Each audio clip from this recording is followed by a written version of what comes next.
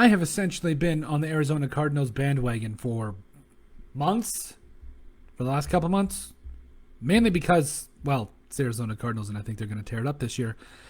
But mainly when they got some things rolling with J.J. Watt, even before that, really, I think I called it that they were going to start making moves and doing some things way before that. But anyway, I think it all comes down to if the Cardinals are going to go anywhere. Obviously, they're going to get the kicking game solved. The offensive line needs to get better, and Cliff Kingsbury is going to do his thing. I fully understand that. Yes, Cliff Kingsbury. And I think what I'm about to say will actually equate more to him. Because if we're looking from a personal standpoint, Kyler Murray, Chase Edmonds, I think he's one of the most underrated running backs in the NFL. James Conner also coming in out of Pittsburgh. DeAndre Hopkins, A.J. Green, Christian Kirk. I mean, man, weapons of weapons of weapons to the weapons, man.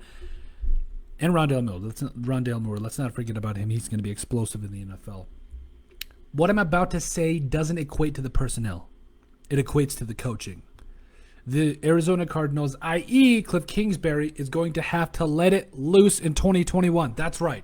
They are going to have to find a way to, and I'm not saying this is necessarily a problem, but they can't play conservative in 2021. You have the weapons. You have, well, I believe, the remnants of a championship defense coming here. I think it's time.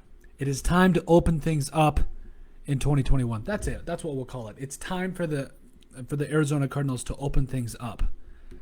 Because at the end of the day, I truly feel that with the talent you have in Kyler Murray, who, by the way, was in the conversation for being on the line or being on that borderline MVP candidate, you also had Chase Edmonds.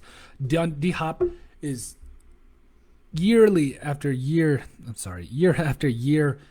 one of the best wide receivers in the NFL. You get so tired of saying these things because they're true all the time. You just don't know what to say anymore, at least from my perspective, because he's just clearly always one of the best. I mean, to quote one of his former battles with who was it? I believe it was D'Angelo Hall. Excuse me. I fear God, homie. I mean, this guy is he's it. He is the best wide receiver in the NFL right now. Don't at me.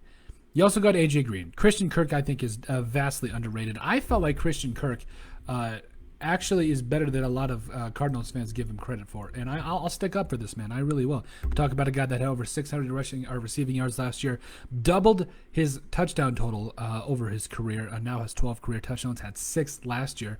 And honestly, it will double them from the last two previous years combined. But point is this.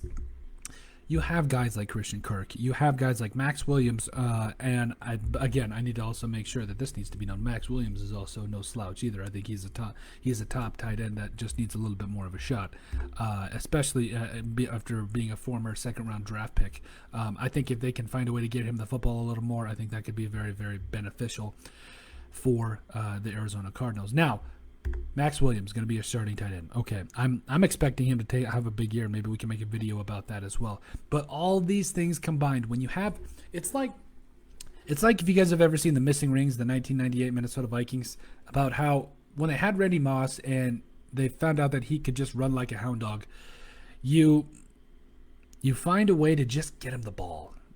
When the dogs can run, you just put them on the track. And this is one of those times. You put the dogs on the track. DeAndre Hopkins, A.J. Green, Christian Kirk, Max Williams, not necessarily can run like them, but you guys get my point.